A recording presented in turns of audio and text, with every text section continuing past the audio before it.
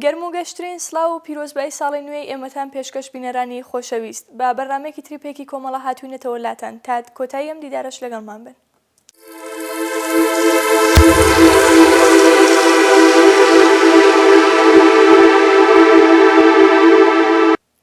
ڕۆژی یەکشەممە 15 مارسی 2015 لەلایەن ڕێکخراوی بزوتنەوەی گۆڕان سمینارێک بە پێشکەشکاری مامۆستا ئاراس وەهاب لە شاری هێلسنکی وڵاتی فینلاند بەڕێوەچوو. لەسەر بانکێشتی ڕێکخراوی بزوتنەوەی گۆڕان لە وڵاتی فینلاند لەلایەن کومیتەی فینلاندەوە هاوڕێیان ناسر بۆرزووی و حەیدەر میرزایی لە سمینارەکە بەشداریان کرد.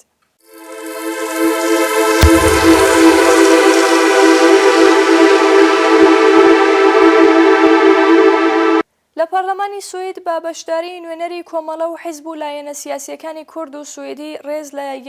ساڵیادی کیمیابارانکردنی هەڵەبجەگیرە. ڕۆژی چوارشەممە 18 مانگی مارس بە بەشداری نوێنەری حیزب و لایەنە سیاسیەکانی کورد ڕێوڕسمی 27مین ساڵیادی کیمیابارانکردنی هەڵەبجە لە یەکێک لە هۆڵەکانی پەرلەمانی سوید ڕێزی لێگیرە. لەلایەن کۆمەڵەوە سالار ئاشناگەر بەرپرسی کومیتەی دەرەوەی کۆمەڵە و هەروەها تیمی ڕۆژهەڵات تیڤی بە سەرپەرستی مێهران عەباسیان بەشداری و ڕێوڕسمە بوون. سەرۆکی پرسی کورد لە پەرلەمانی سوید خاتوولێنا لە وتارێکە پێشکەشی کرد پرسی کوردی بە گرنگ نرخاند و ڕێزی لە قوربانیانی هەڵەبجە و شەڕی دژی داعش کرد و وتی دەبێت ڕێز لەوانەش بگیرێت کە هەر ئێستاکە بۆ ئازادی و دموکراسی خەبات دەکەن. بەکرفتەح وەک باڵیۆزی حکوومەتی عێراقی فدرال یادی قوربانیانی هەڵەبجەی ڕێز لێنە. بەدوویدا فێدریک ماڵ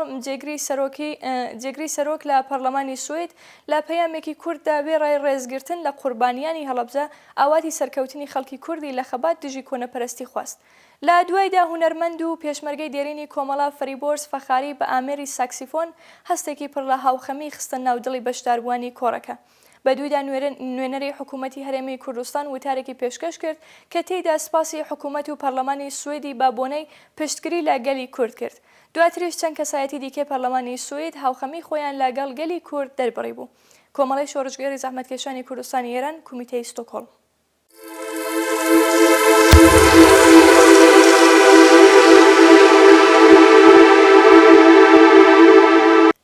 دەقی وتەکانی هاوڕێ عەبدوڵڵا مۆتەدی سکرتێری گشتی کۆمەڵی شۆڕژگەری زەحمەتکێشانی کوردستانی ئێران سەبارەت بە ڕۆژی شەهیدانی کۆمەڵە 27 ڕەشەمە لە گۆڕستانی شێخ ئەحمەدی هیندی شاری سلێمانی شوێنی بە خاکسپاردنی پۆلێک لە گیانبەختکردوانی گوردانی شوان بەیەکەوە دەبیسین.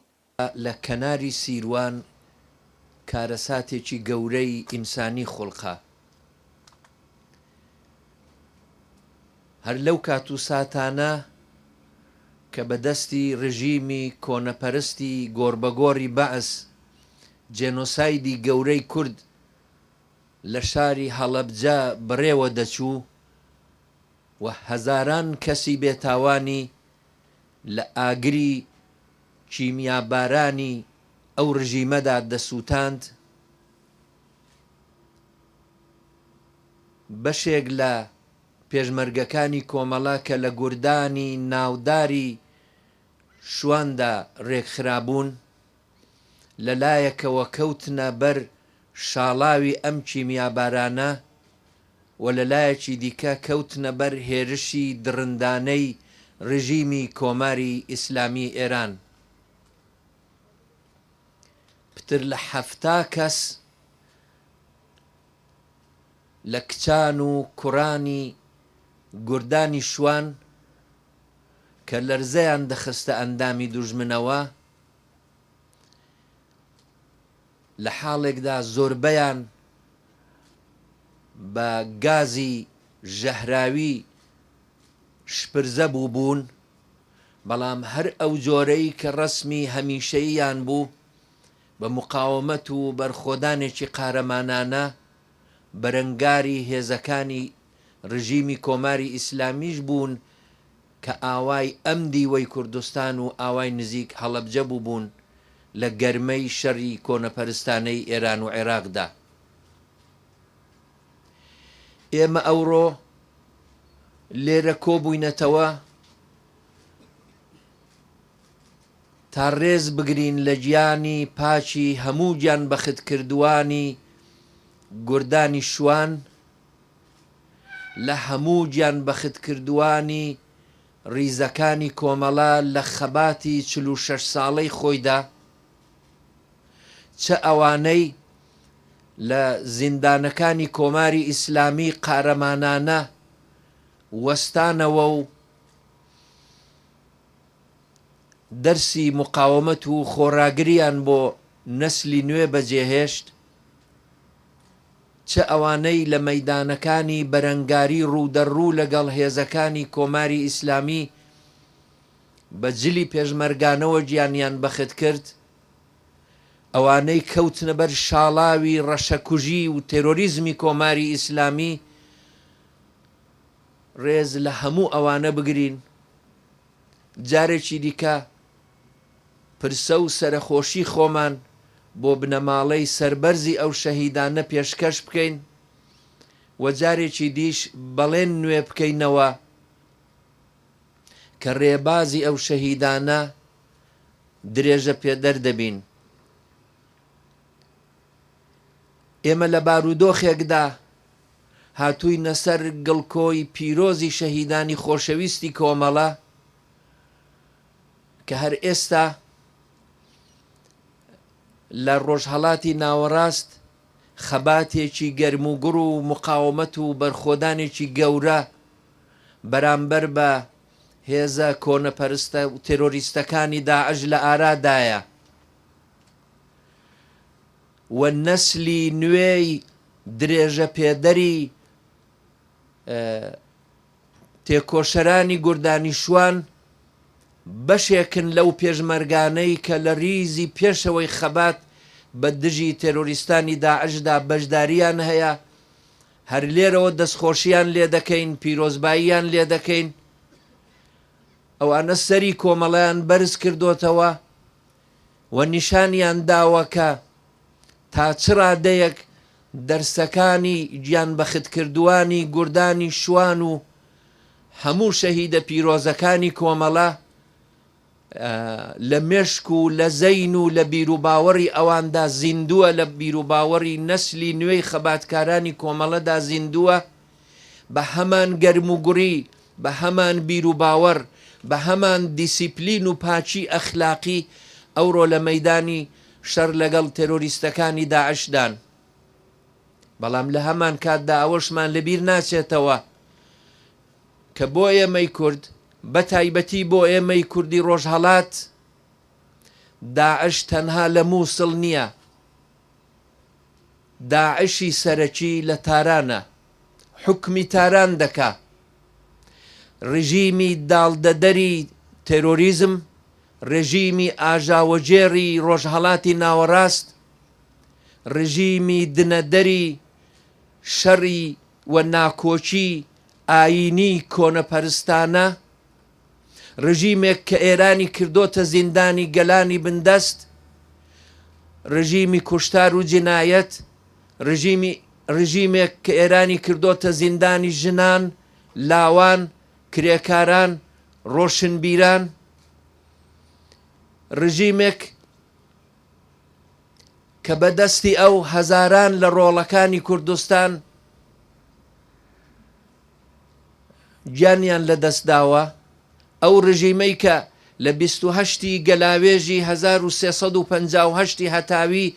بێ پاسا و فەرمانی هێرشی بۆ کوردستان دەرکرد، ئەو ڕژیمەی کە هەزاران هەزار زیندانی سیاسی تا ئێستا لە ئێران ئیعدام کردووە و هەر لەم هەفتانەی ڕابردووشدا پەتی سێدارەکانی بە بەژنی بەرزی لاوانی کوردستان ڕازاندۆتەوە، داعشی ئێمە لەوەیە. هیچ هەڵوێستێکی ڕیاکارانە و فریوکارانەی ئەو ڕژیمە پۆشینی بەرجێکی نوێ و پیاسەکردن لەگەڵ دیپلۆماتە جیهانیەکان لە پایتەختەکانی ئوروپا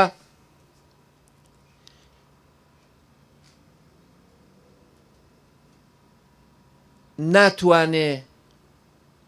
سیمای ڕاستەقینەی جنایەتکار و سەرکوتکاری ئەم ڕژیمە لە بەرچاوی خەڵکی ئێران و بە تایبەتی لە بەرچاوی کوردستانی ڕۆژهەڵات خەوشدار بکە. هیچ هەوڵێک بۆ خۆ قەبڵاندن و خۆشەویستکردن لە کۆمەلگای نێونەتەوەیی ناتوانێت ئەو ڕاستیە لە بەرچاوی ئێمە بشارێتەوە کە گەورەترین ڕژیمی کۆنەپەرستی ڕۆژهەڵاتی ناوەڕاست لە ئێران لەسەرکارە. بۆیە جارێکی دیکە ئێمە لێرە لەسەر گڵکۆی ئەم شەهیدانە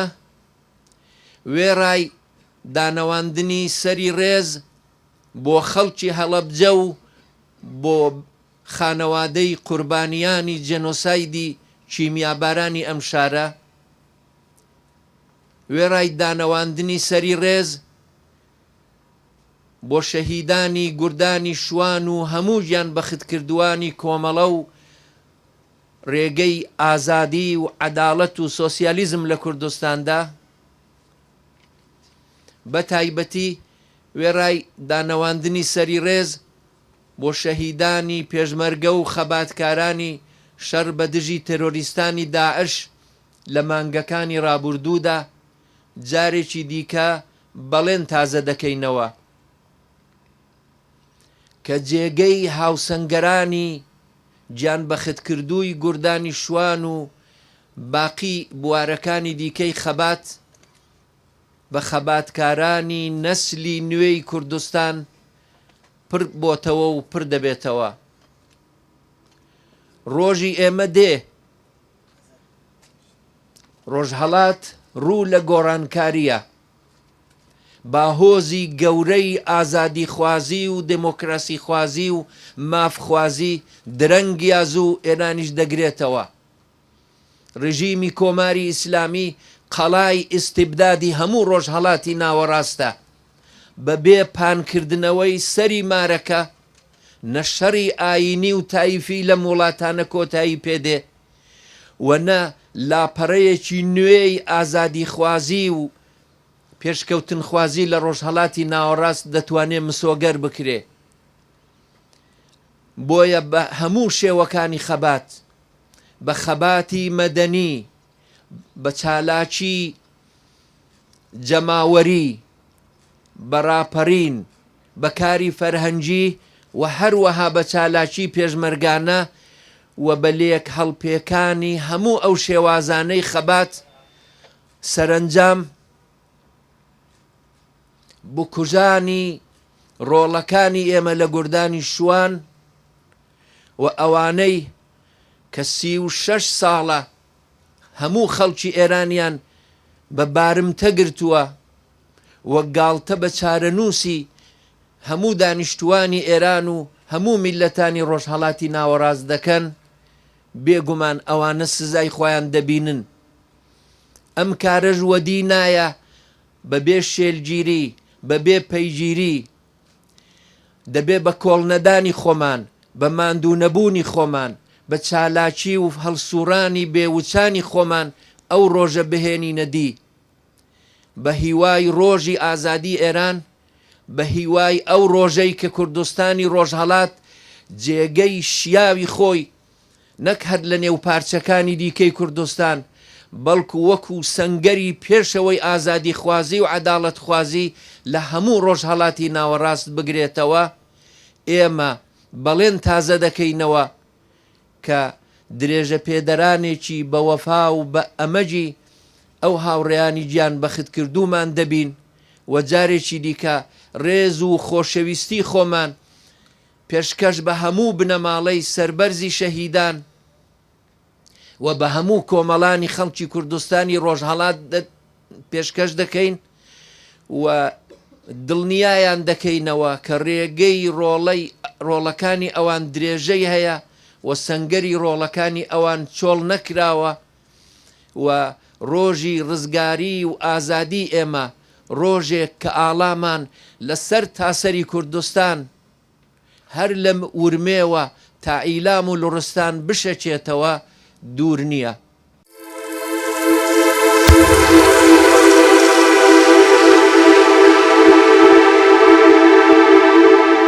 ڕۆژی پێنجشەممە ڕێکەوتی هەفتەی مارسی 2015 هاوڕێ سەلاح بایەزیدی بەرپرسی پەیوەندیەکانی کۆمەڵە لە وڵاتە یەکگرتووەکانی ئەمریکا بەشداری لە ڕێوڕەسمی 27مین ساڵیادی کیمیا بارانکردنی هەڵەبجە لە بەشی دانیشتنەکانی سەنای سەر بە کۆنگرێسی ئەمریکا کرد.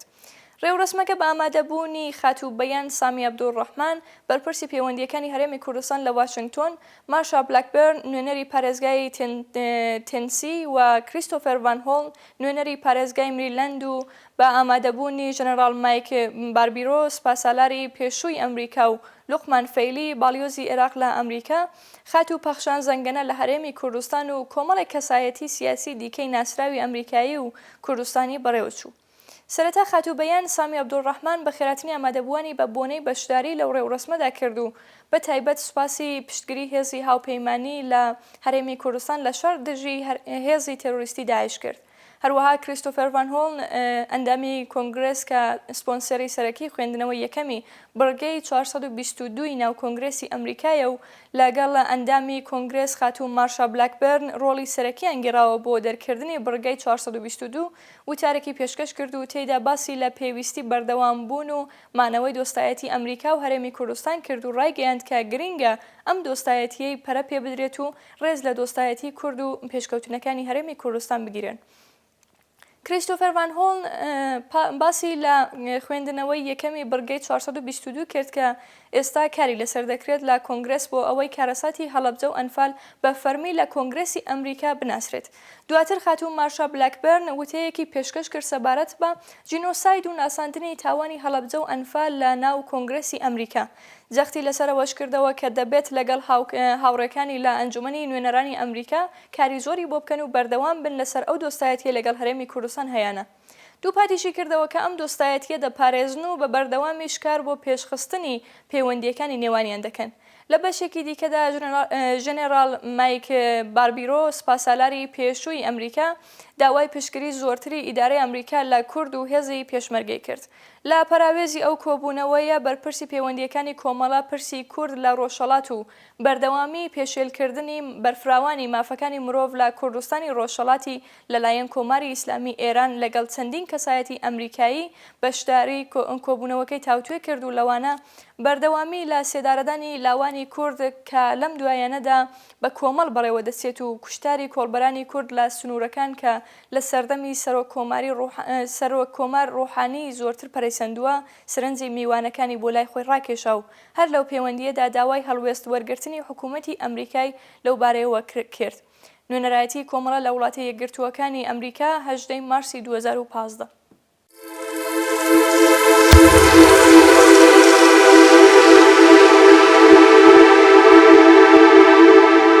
لەسەر پرس و کێشە و گرفتەکانی ژنانی کۆچبەر سمینارێک لە وڵاتی سوێد بەڕێوەچوو. ڕۆژی پێنجشەممە 19 مانگی مارس سمینارێک لەسەر پرسی هەڵومەرجی ژنانی کۆچبەر لە وڵاتی سوێد لە یەکێک لە هۆڵەکانی پەرلەمانی وڵاتە بەڕێوەچوو. ئەو سمینارە لەلایەن حیزبی چەپی سوێدەوە ئامادەکاری بۆ کرابوو. زیاتر لە 100 کەس لە کەسایەتیە سیاسی و کۆمەڵایەتیەکان لەو سمینارەدا بەشدار بوون. وتاربێژانی سمینارەکە بریتی بوون لە کاترینا گونارسۆن، ئۆکۆکنۆتێ مەنیژە ڕەزایی، فریشتە ئیمادی و مێهرداد دەرویشپور. لەم سمینارەدا تەوەری هەڵاواردنی ژنانی کۆچبەر، ڕێژەی بێکاری ژنانی کۆچبەر،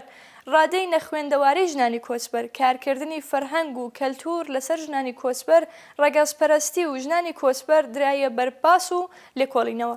هەروەها لە درێژەدا بە وردی باسی ڕێگاچارەی ئەم گرفتانەش قسە و باسی لەسەر کرا و شایانی باسا کە لەم سمینارەدا هەیئەتێک لەلایەن وڵاتی کۆرەوە بەشدار بوون. هەیئەتی بەشداربووی کۆمەڵە بریتی بوون لە هاوڕێیان عەلی ئاشناگەر و مێهران عەباسیان.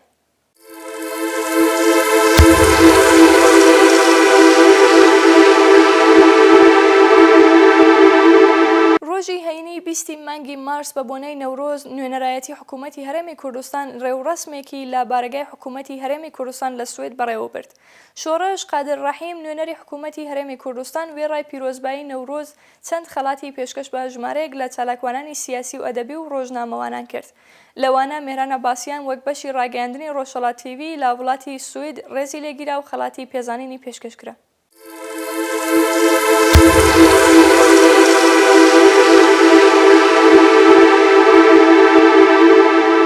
هەردوو حیزبی کۆمەڵی شۆڕژگەڕی زەحمەتکێشانی کوردستانی ئێران و حیزبی دموکراتی کوردستانی ئێران بە بڵاوکردنەوەی سوپاسنامەیەک وێڕای پیرۆزبایی لە کۆمەڵانی خەڵکی کوردستان بەهۆی ساڵی تازەوە بەڕێوەچوونی گەرم و گوڕی ڕێوڕسمەکانی خەڵکی کوردستانی ڕۆژهەڵاتیان زۆر بە نرخ وەسف کردووە. سەرنجتان بۆ بیستنی دەقی سوپاسنامەکە ڕادەکێشم. خەڵکی تێکۆشەری کوردستان، ڕۆڵەکانی خەباتجێڕی نەتەوەی کورد. نەورۆز وەک جەژنێکی نەتەوەیی و ڕێوڕسمەکانی وەک دابێکی کۆنی کوردەواری لە کۆنەوە پیرۆزی و گرنگی تایبەت بەخۆیان هەبووە و ڕۆڵەکانی نەتەوەی کورد هەمیشە بە سەرنجەوە ڕوانی ویانەتە ئەم پیرۆزی و گرنگیە و لە هەلومەرجی زۆر دشواریشدا نەورۆزیان جێژن گرتووە و ڕێوڕسمەکانیان بەڕێوە بردووە. لە ئێران و کوردستانی ژێر دەسەڵاتی کۆماری ئیسلامیدا بە درێژایی تەمەنی ئەو ڕژیمە هەوڵی بێڕەنگکردن و بایەخنەدان بەو جەژنە نەتەوەیە دراوە، بەڵام هیچ کات نەتوانراوە لە پیرۆزی نەورۆز کەم بکرێتەوە. بەتایبەت کە لە سەرەتای نەورۆزی ئەم ساڵیشدا کۆماری ئیسلامی ئێران بە شێوەیەکی چڕتر و هەڕەشەیەکی زیاترەوە هەوڵی پێشگرتن بە بەڕێوەچوونی ڕێوڕسمەکانی نەورۆزیدا و بۆ ئەم مەبەستەیشی بیانووی جۆرا و جۆری تاشی بەو حاڵەش نەکرا و نەیتوانی بەم ئامانجەی بگا و هەروەک نەورۆز هەمیشە ڕەمزی ژیانەوە، سەرهەڵدانەوە و خەبات بووە، ئەم ساڵیش بە هەوڵ و تێکۆشانی ڕۆڵەکانی نەتەوەی کورد و بۆ پوچەڵکردنەوەی پیلانی کۆماری ئیسلامی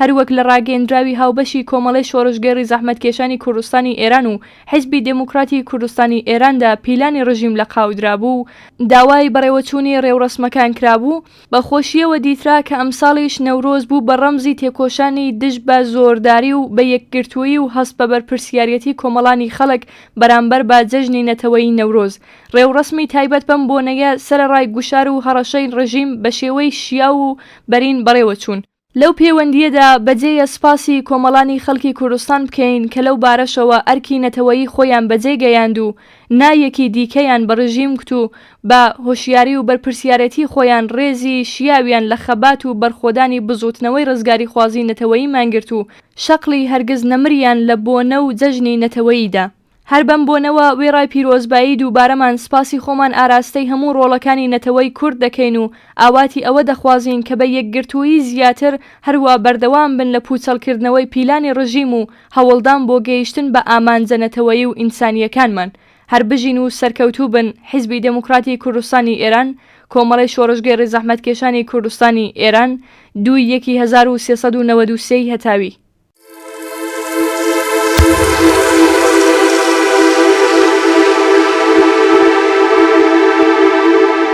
ڕۆژی هەینی 29 ڕەشەمە لە بارگای ناوەندی کۆمەڵە بە بەشداری ئەندامانی ڕێبەری کۆمەڵە و کادر و ئەندامان و میوانان و پێشمەرگەکانی کۆمەڵی شۆڕژگەڕی زەحمەتکێشانی کوردستانی ئێران ڕێوڕسمی پێشوازی لە ساڵی نوێ بەڕێوەچوو. دیارە پێشووتر چۆنیەتی بەڕێوەچوونی ڕێوڕسمەکەتان لە ڕۆژهەڵات تیڤ دیتووە، بەڵام دووبارە لێرەدا هەر ئاماژە بەڕێزی بەرنامەکانی ڕێوڕسمەکە دەکەینەوە.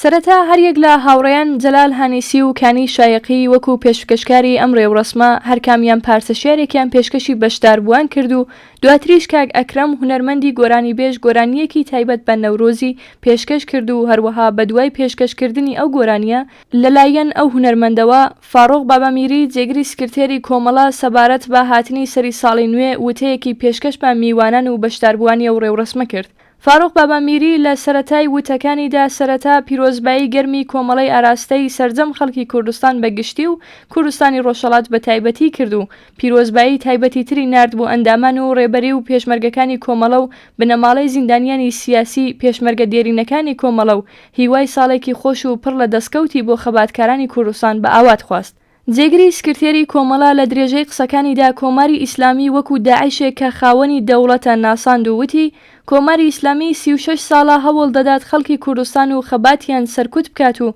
بەڵام باهۆی هەستی نیشتمان پەروەری و ورە و تێگەیشتووی خەڵکی وشیاری کوردستان سەرکەوتوو نەبووە. هەروەها هیوای سەرکەوتنی بۆ جەماوەری خەڵکی کوردستان و پێشمەرگەکانی کۆمەڵە خواست. پاش وتەکانی فاڕۆق بابامیری جێگری سکرتێری گشتی کۆمەڵە دوو کیژۆڵەی جوانی کۆمەڵە بە ناوەکانی کۆچەر کۆلادوزی و ڕۆژان ئەحمەدی سرودی من پێشمەرگەی کوردستانمیان پێشکەش بە بەشداربووان کرد و هەروەها شەیدان مستەفا بە دوای ئەو سرودە پارچەشێرێکی تایبەت بە نەورۆزی ساڵی تازەی پێشکەش بە بەشداربووان کرد. دواتر ئایدا منوچێری لە پەیوەندی لەگەڵ هاتنی ساڵی نوێ پارچەشێرێکی بۆ بەشداربووان خوێندەوە. لە درێژەی ئەو ڕێوڕەسمە پۆلێک لە کوڕان و کچان و پێشمەرگەکانی کۆمەڵە مەشغەڵی یاگری نەورۆزیاندا بەدەستی هەریەک لە بەڕێزان فاڕۆق بابامیری جێگری سکرتێری کۆمەڵە و دکتۆر حەسەن شەتەوی و کاک مەلا عومەر ئەسری و ئەوانیش بە شێوەی هاوبەش ئاگری نەورۆزیەی ئەمساڵیان کردەوە. ئەو ڕێوڕەسمە بە هەڵپەڕکێ و شایی بەشداربووان و پێشمەرگەکانی کۆمەڵە لە دەوری ئاگری نەورۆز تا درەنگانی شەو درێژەی کێشە.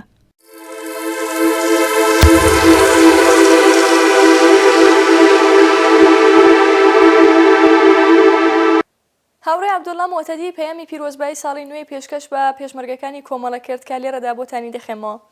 پیرۆزباییەکی تایبەت بۆ نەسلی نوێی پێشمەرگەکانی کۆمەڵە ئەو کوڕان و کچانەی کە لە سەردەمێکی سەخت و دژوار و نامرۆڤانەدا بە دڵی خۆش و ورەی بەرز ئاڵای کۆمەڵە و بیر و باوەڕە ڕەسەن و ڕزگاری بەخشەکەیان هەڵگرتووە. ئێوەی لە بەرەکانی شەڕ بە دژی داعش بوونە نمونە و سبەی ڕۆژیش کوردستانی ڕۆژهەڵات مەیدانتانە نەورۆز و ساڵی تازەتان لێ پیرۆز بێت.